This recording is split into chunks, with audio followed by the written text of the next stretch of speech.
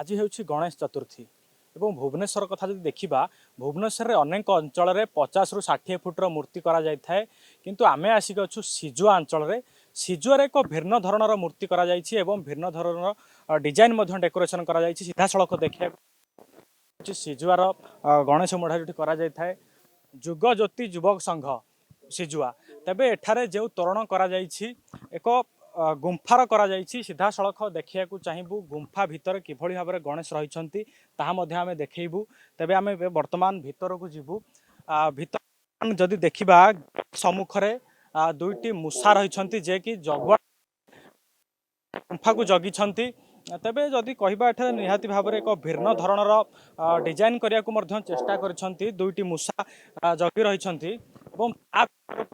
ऊपर सीट रही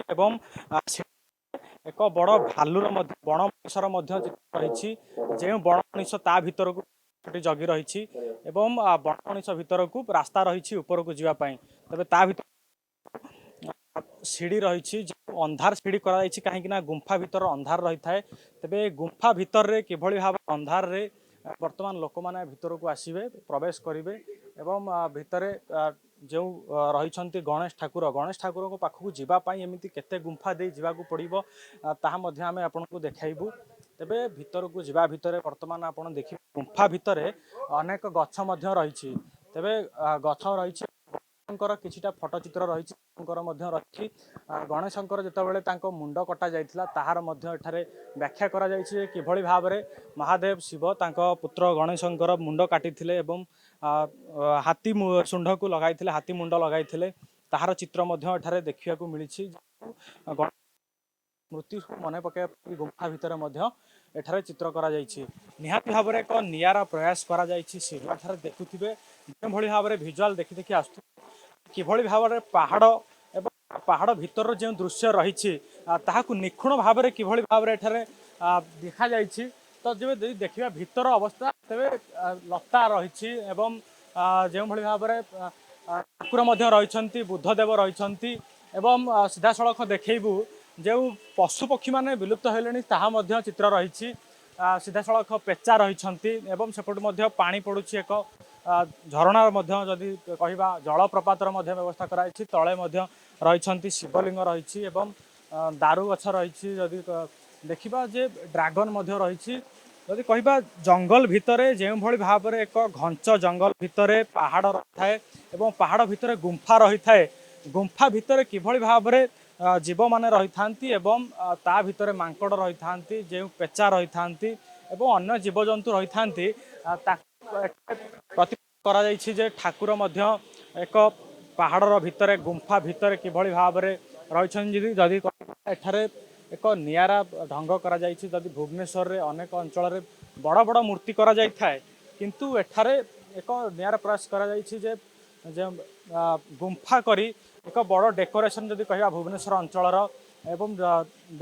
गुंफा भितर गणेश को जिभली भाव में रखा जाइछि जदि कहबा एक नियारा भुवनेश्वर रे गोटे मात्र सिजुआ जो प्रति वर्ष बड़ डेकोरेशन करा जाय थाए एवं मूर्ति छोट हेले तार डिजाइन गुड़िक बड़ करा जाय थाए तेबे सीधा सड़क जीवा प्रतिक्रिया नेबा एठा जो माने रहिसंती गणेश पूजा तो सबुआड़े आप सबुठी देखुए कि आमर ये कनसेप्टा रखीचु माने प्रकृति उपर रखीचु प्रकृतिटा केमती बंची रहा समस्त बंची रहा कारण प्रकृतिटा जो खराब होमें समस्ते भी प्रकृति आम उपर दाऊ साधुची से आम से प्रकृतिटा को मेसेज प्रकृतिटा केमती सुरक्षित रही सेटअपटा आम तैयारी कर निखुण भाव में गुंफा रही गुंफा भितर जो जीव मान रही था रही तबे डिजाइन करने किए लोक आसते ना आपण मैंने निजे ही नहीं आम मैंने ही आम ये करूँ माने कौन प्रोजेक्टा बाहर करूँ आमर जी थिंकिंगटा था से जी आमर जी कर्ता तैयारी कर सेटअपटा तैयारी करम कही एमती सब हम सी आइडिया आम आइडिया आइडिया दी जन आइडिया मिसेक आम यहाँ कर ठाकुर केते दिन धरी देखा देबे एवं कौन कौन रही कार्यक्रम आमर ये तो 7 दिन खंडे रे 7 दिन आज अच्छी भजन संध्या आउ 2000 लोक खाया पीवा व्यवस्था 2-3 हजार लोक खाया पीवा व्यवस्था अच्छी एमती 7 दिन पर्यटन रुलसी गणाटी 4 दिन ତୁଳସୀ ଅଣ୍ଡାଟେ ରହିବ ତାପରେ ଗୋଟେ ଡ୍ୟାନ୍ସ ପ୍ରୋଗ୍ରାମ ସାଇ드 ଅଛି ତାପରେ ଆମର ବାବାଙ୍କୁ ଆମର ବିଦାୟ ଦେବୁ ଆମେ ଇଏ କରିକି 7 ଦିନ ପରେ ଆମେ ବିଦାୟ ଦେବୁ ଆମେ। ଆଜି ପ୍ରଥମ ଦିନ ଆରମ୍ଭରୁ ଦେଖାଯାଇଛି ପ୍ରବଳ ମାତ୍ରାରେ ବର୍ଷା ମଧ୍ୟ ହେଉଛି।